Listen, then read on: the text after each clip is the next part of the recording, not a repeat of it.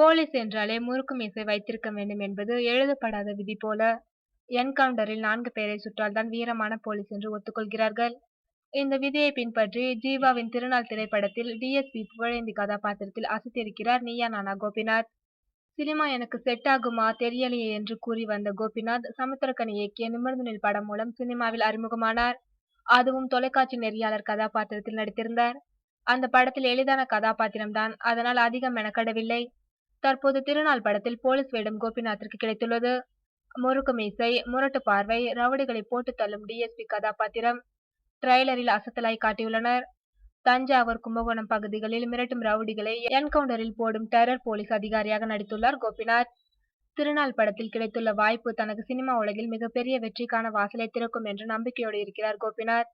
நடிகர் ஜீவா தற்போது முழுக்க முழுக்க கிராமத்து பின்னணியில் மிரட்ட இருக்கும் படம் திருநாள். இதில் ஜீவாவுக்கு ஜோடியாக நயன்தாரா நடித்துள்ளார் என்பது குறிப்பிடத்தக்கது.